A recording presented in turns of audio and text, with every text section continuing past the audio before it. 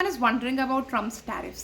पता नहीं कैसे कैसे टैरिफ्स लगा दिए, रेसिप्रोकल टैरिफ्स वो बोल रहा है, उसे उसने कैलकुलेट कैसे करा है, किस कंट्री पर उसने लगा दिया, उसने क्या क्या कर दिया, उसने किस कंट्री पर कैसे लगाया, कौन सा फॉर्मूला यूज करा। Everyone is confused about it. What's happening with China, even that is something that I am also confused about, that what exactly is doing with China and what exactly is doing with the global world. So we need to understand this. So in this particular video we're going to decode that. Okay, so welcome back to my YouTube channel, the BH Law Entrance Exam by your coach Bakul Hanspal. This is Bakul Hanspal and I am your CLAT faculty. Okay, so चलो मैं इसके बारे में बात करती हूँ. तो पहले हम बात करते हैं रेसिप्रोकल टैरिफ्स क्या होते हैं. तो टैरिफ्स का मतलब ही क्या होता है, बिल्कुल स्टार्टिंग से. तो टैरिफ्स का मतलब होता है कि जब भी कोई कंट्री होती है और किसी पर्टिकुलर, मान लो 2 कंट्रीज है और 2 कंट्रीज के साथ हम कोई ट्रेड कर रहे हैं, तो ट्रेड में कोई पर्टिकुलर आइटम है, राइट, वो किसी कंट्री से दूसरी कंट्री में आता है, राइट. तो वो मान लो अगर ये पर्टिकुलर, ये कंट्री ए है, कंट्री बी है, कंट्री बी का सामान कंट्री ए में आया, ठीक है. तो कंट्री जो बी को ना कुछ अमाउंट पे करना पड़ेगा कंट्री ए को, ठीक है, उसको बोलते हैं टैरिफ. एंड ये बहुत वाइस वर्सा चलता है कि अगर मान लो कोई ए जो है, कंट्री ए अपना सामान एक्सपोर्ट कर रहे कंट्री बी को, तो ए को करना पड़ेगा कोई टैरिफ पे बी को, ठीक, कुछ अमाउंट पे करना पड़ेगा. That is known as tariff. अब that is also known as duties. तो आपने सुना होगा इम्पोर्ट या एक्सपोर्ट ड्यूटी, क्योंकि हम सामान को एक्सपोर्ट करते हैं, राइट, और क्योंकि हम सामान को इम्पोर्ट करते हैं. अब आप देखिए दोनों में डिफरेंस होता है, लोगों को कन्फ्यूजन हो जाता है एक्सपोर्ट और इम्पोर्ट में डिफरेंस क्या है. आज भी import is something when I'm ordering something, right, when something enters my country, that is known as import, right. कोई items import हो रहे हैं country में, ठीक है. I से inside याद रख लो, then import, so it would be sorted. If I'm selling something, so that is going to be export, because कोई item मेरी country से बाहर जा रहा है, वो exit हो रहा है, इसलिए हम उसको बोलते हैं export, ठीक है. अब हमने ये ट्रेड का समझ लिया, ट्रेड के बेसिक प्रिंसिपल समझनी है, एक्सपोर्ट और इम्पोर्ट. तो इससे हम समझ में आएगा कि बैलेंस ऑफ ट्रेड क्या होता है. अब बैलेंस ऑफ ट्रेड डिफरेंस होता है इम्पोर्ट और एक्सपोर्ट के बीच में. तो लेट्स सपोज अगेन मैं एग्जांपल लेती हूँ. मान लीजिए ये कंट्री ए है और ये कंट्री बी है, ठीक है. मैं पर्सपेक्टिव से चलती हूँ कंट्री ए की, ठीक है. मैं कंट्री ए हूँ, ठीक है, और एक कोई कंट्री बी है, ठीक है. मान लीजिए जो कंट्री ए है ना, वो कम सामान बेचती है बी को, वो कम एक्सपोर्ट करती है बी को, लेकिन वो इम्पोर्ट बहुत ज़्यादा करती है, ठीक है. एक्सपोर्ट कम करती है बट इम्पोर्ट बहुत ज़्यादा करती है. इसका मतलब क्या है, इसका मतलब है ये सामान बहुत कम बेचती है लेकिन सामान खरीदती बहुत ज़्यादा है. तो इसका मतलब क्या हो गया, जब आप इनको सब्ट्रैक्ट करोगे तो वैल्यू तो नेगेटिव आएगी ना, क्योंकि आप बेच कम रहे हो लेकिन खरीद ज़्यादा रहे हो, तो आपके बजट पर भी इम्पैक्ट आ रहा है. इसको बोलते हैं नेगेटिव बैलेंस ऑफ ट्रेड, ठीक है. लेकिन अगेन वाइसा वर्सा, अगर मान लो वो बहुत एक्सपोर्ट बहुत ज़्यादा कर रही है कंट्री ए और वो इम्पोर्ट मतलब खरीद बहुत कम रही है कंट्री बी से, तो वो नेगेटिव बैलेंस ऑफ ट्रेड हो जाएगा, ठीक है. इसको हम ट्रेड डेफिसिट भी बोलते हैं. अब जो डोनाल्ड ट्रम्प ने करा है ना रेसिप्रोकल टैरिफ्स के साथ, उसको समझने की कोशिश करते हैं. रेसिप्रोकल वर्ड डिराइव हुआ है रेसिप्रोसिटी से. मैं लीगल पढ़ाती हूँ, ठीक है. मेरे चैनल पर आपको लीगल की सारी वीडियोस मिल जाएंगे which is relevant for a CLAT preparation.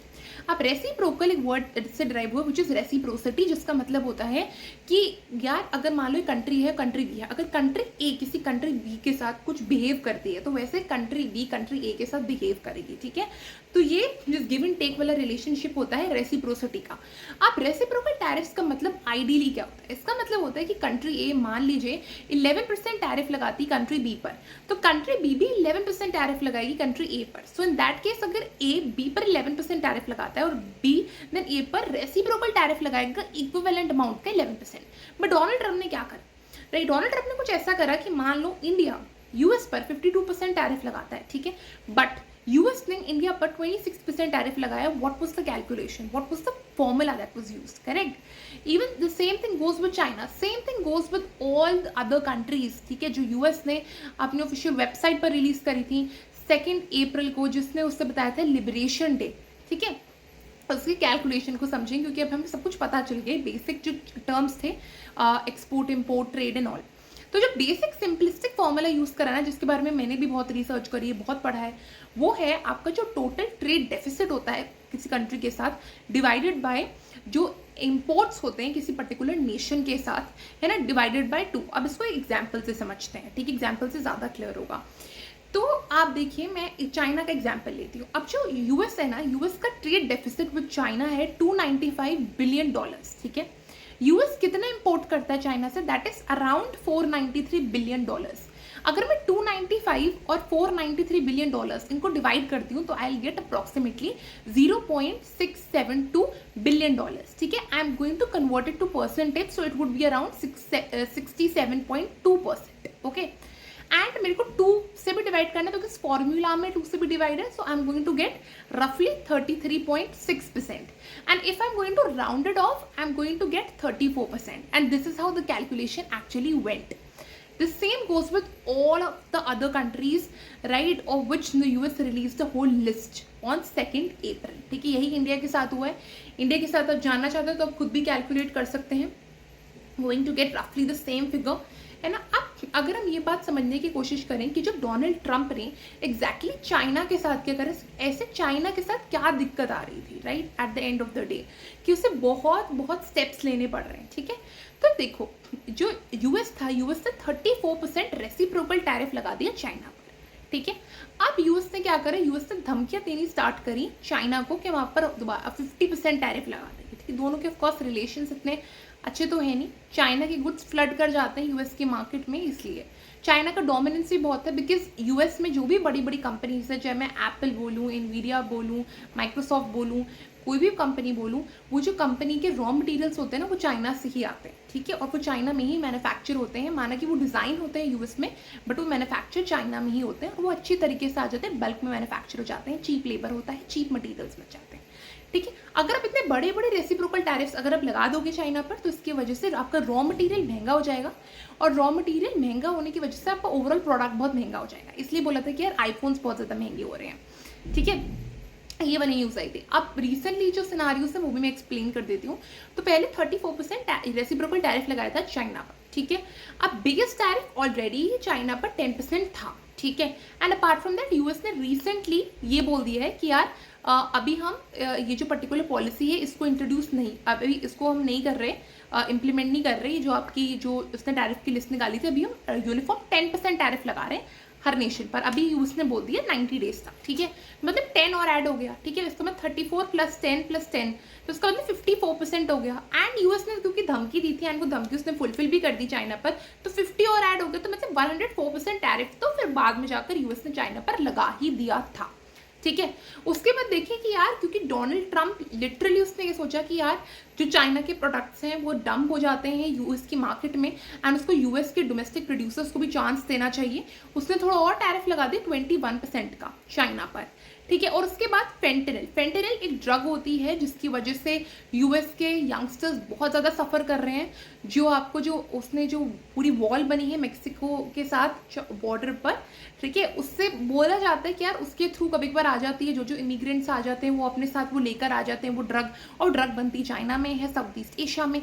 तो यार फेंटेनिल ड्रग की वजह से, क्योंकि ये ड्रग भी उसकी कंट्री में बहुत ख़राब हो रही है, तो in that case it is so उस फेंटेनिल ड्रग की वजह से भी क्या हो रहा है, उसको और टैरिफ लगाना पड़ा था due to that fentanyl drug, ठीक है। तो इसका मतलब कितना हो गया, 125 तो था, 20% और लगा दी, so that is going to be 145%, ठीक है। अब उसकी वजह से क्या हो रहा है, आईफोन्स महंगे हो गए, बाकी सारे इलेक्ट्रॉनिक प्रोडक्ट्स महंगे हो गए, जिसकी वजह से फाइनली डोनाल्ड ट्रंप ने ये वाली चीज़ करी कि उसने ये एग्जेम्पशन दे दी 90 डेज तक कि यूनिफॉर्म 10% टैरिफ रहेगा सब नेशंस पर, ठीक है। लेकिन चाइना पर नहीं रहेगा, बिकॉज चाइना के साथ बहुत ज़्यादा दिक्कतें हो रही हैं। अब अगैन फोन्स वगैरह महंगे हो गए, लैपटॉप्स महंगे हो गए। डोनाल्ड ट्रंप की आज फिर से अनाउंसमेंट आई है कि फाइनली जो भी टैरिफ था इंक्लूडिंग चाइना, अब वो कोई भी टैरिफ नहीं लगा रहा specifically phones, cell phones, laptops, electronic items. क्यों? क्योंकि जो यूएस जो स्टोर हाउस था, राइट, इतने बड़ी बड़ी कंपनीज का, राइट, जो इलेक्ट्रॉनिक्स का हब था, अब वहाँ पर इतने ज़्यादा महंगे हो रहे हैं इलेक्ट्रॉनिक्स की, लोगों का जो ऑटोमेटिकली जो इंक्लिनेशन है वो अलग अलग कंपनीज़ की तरफ जा रहा है जो साउथ एशिया में ही हैं, जैसे South Korea and all, which basically manufacture Samsung phones, Vivo phones there in China. So लोग की तरफ जो है वो अपने आप पर ही ऐसा झुकाव जा रहा है। अब जैसे बोला जा रहा है कि यार एप्पल ने एयरलिफ्ट करवा ली है around 600 tons of iPhones from India itself, तो अगर आप देखो इतनी बुरी हालत हो रही थी लिटरली एंड फाइनली उसने वो फ़ोन्स और इलेक्ट्रॉनिक आइटम्स एंड गैजेट्स पर आप नेट पर जाकर पढ़ भी सकते हो। फाइनली वो टैरिफ हटा दिया, इवन चाइना पर भी हटा दिया, because of course China store house था, सबके रॉ मटेरियल्स को मैन्युफैक्चर करता था, उसकी वजह से यूएस पर दिक्कत आती है। So this was the whole scenario about reciprocal tariffs, about Trump, about China, about exemptions, about Liberation Day, about 2nd April, about everything that I finally explained the story. If you have liked this particular video, then do like, share, comment and subscribe to my YouTube channel, the BHNO Entrance Exam by your coach Bakul Hanspal. I also teach a lot many subjects on my YouTube channel itself which are relevant for your CLAT preparation. Right, legal, I have taught a lot many topics in legal till now. You may watch all of them if you're preparing for CLAT.